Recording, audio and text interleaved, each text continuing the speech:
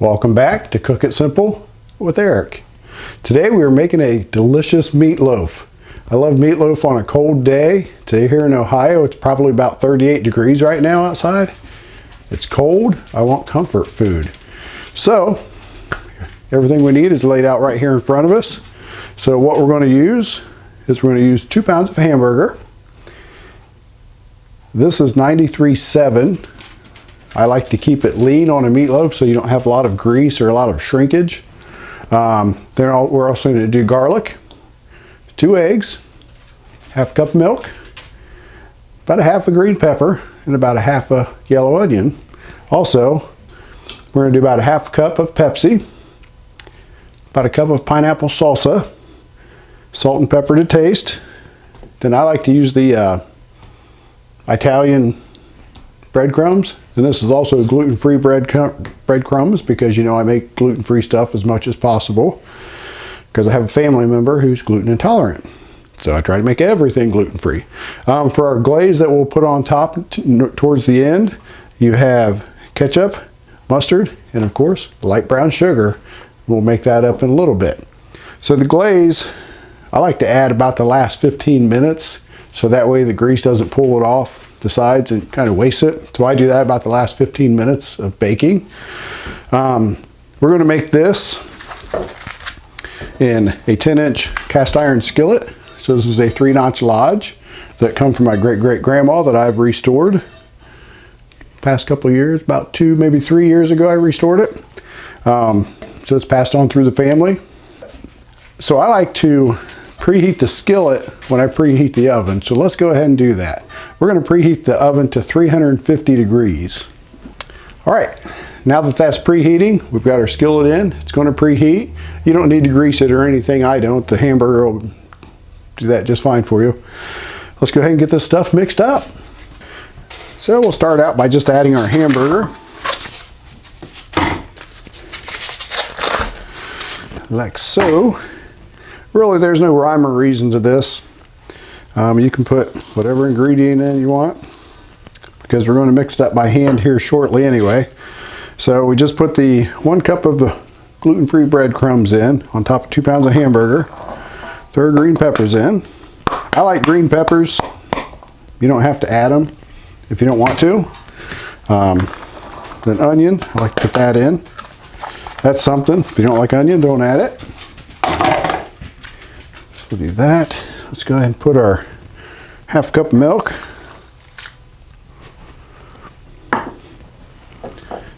Two eggs. Remember, always crack your eggs on a flat surface.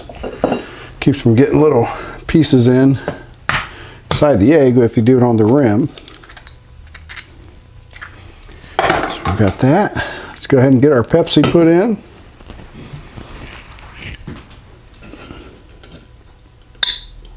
Maybe. There we go. I like to use Pepsi. It just adds just a little extra flavor. Just a little sweetness to it. The glaze will do the same thing, but I just find Pepsi works really good. There you go. You got your Pepsi in there. Drink the rest later. Let's go ahead and put our salsa in. We'll do the 1 cup of salsa. I use pineapple salsa. I can't describe what flavor it will give the meatloaf, but I'm telling you, once you try this meatloaf, you will be amazed about how delicious it is. There. So we've got 1 cup.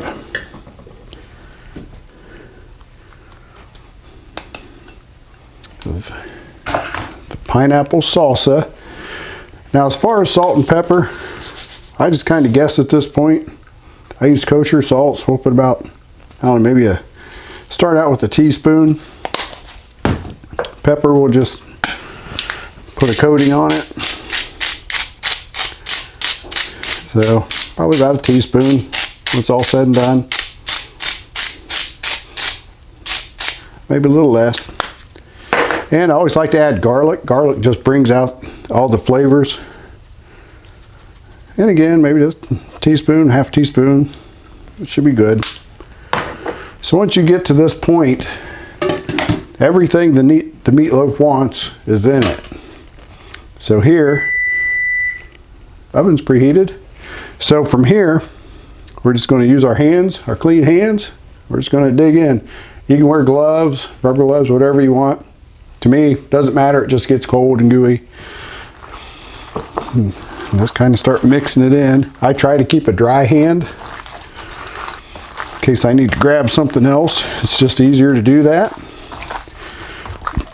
And if it looks a little too wet to you, just add some more breadcrumbs. That's all you need to do.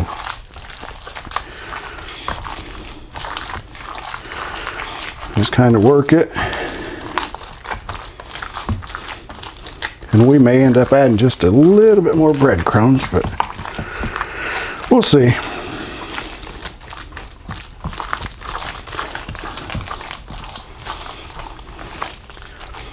Actually, I think it's starting to mix pretty good once we get it all mixed in.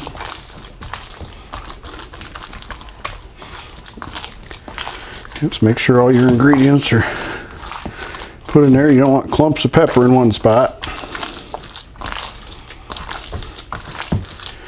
This, just use your best judgment. And I don't like to overwork it either. I want my meatloaf to be tender. You don't need to pack meatloaf too tight. So to me, we're going to call that pretty good.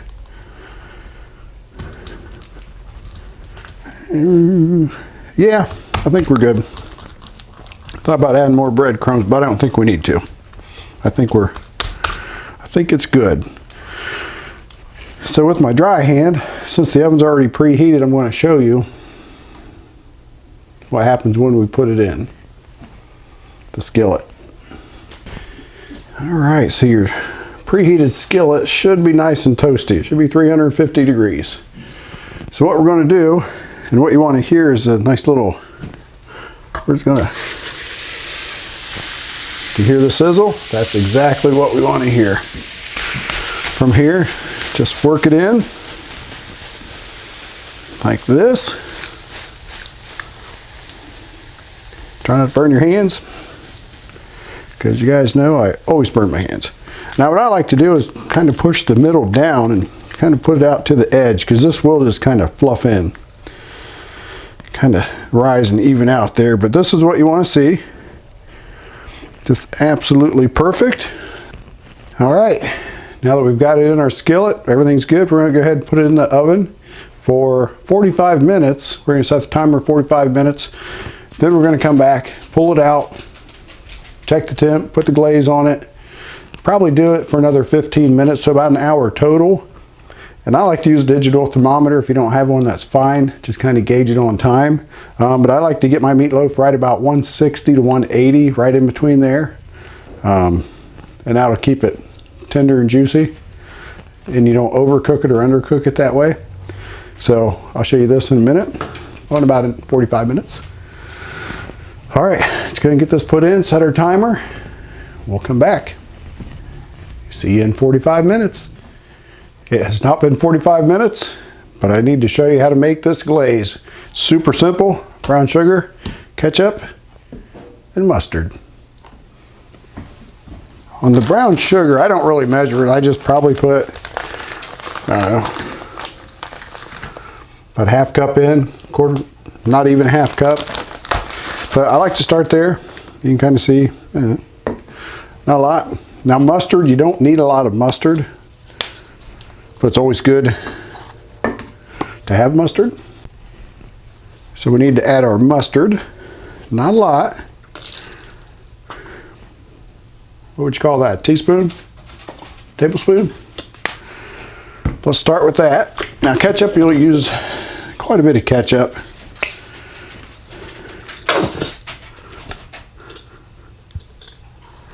Quarter cup maybe. So we'll start with that. Like I said, once we get it kind of mixed up in here, it'll start telling us what it wants.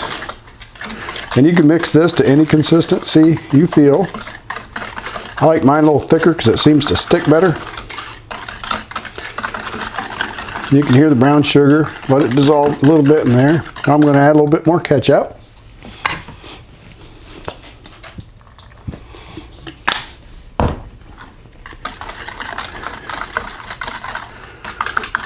Just mix it around, get everything dissolved.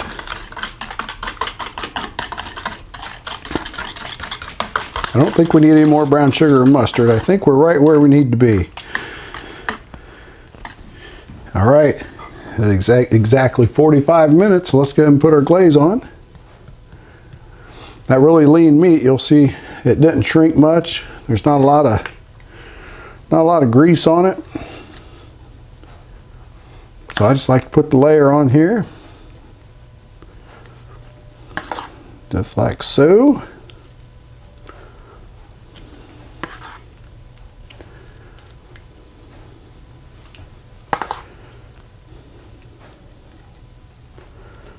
There you go. Now the amount we made, we have extra, of course. So that way if we need to put some on after we get it on our plate, we have extra to do that. All right, so let me go ahead and get this back in the oven for 15 to 20 more minutes. Okay, it's been exactly 15 minutes. Let's check it.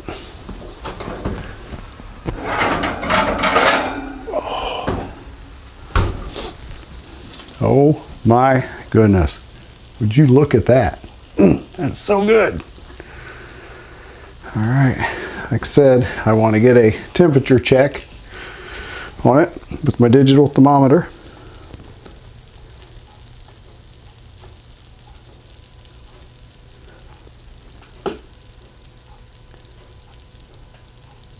We're coming in right about 175, 180, which is exactly where we need to be. I'll clean that in just a second. So, we turn this stove off. There we go. I have a habit of forgetting to turn it off. So here it is, perfectly delicious meatloaf. Now that I have mashed potatoes made, this is rested for about 7 minutes. Go ahead and cut in, put some on our plate. Now I just slice it into a pie shape. You can slice it squares, however you want to do it. But I found just the pie shapes work just fine.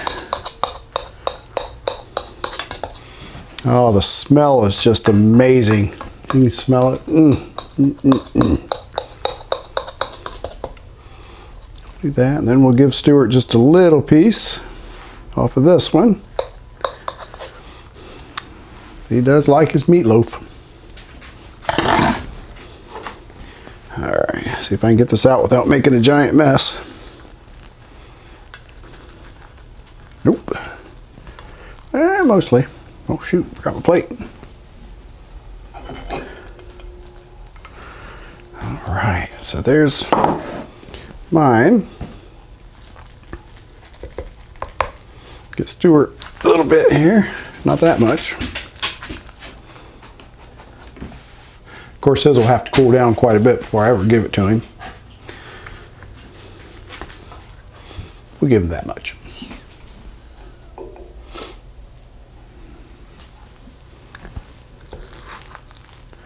And I'll just take the rest.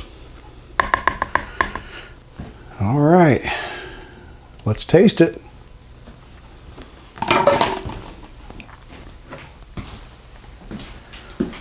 But first, pull that on there.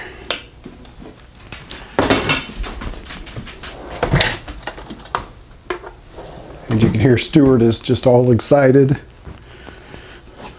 All right, so this is what we have. Nice beautiful plate, some mashed potatoes, some meatloaf, beautiful green peppers. The smell is amazing. I know it won't burn my mouth, but it's all right.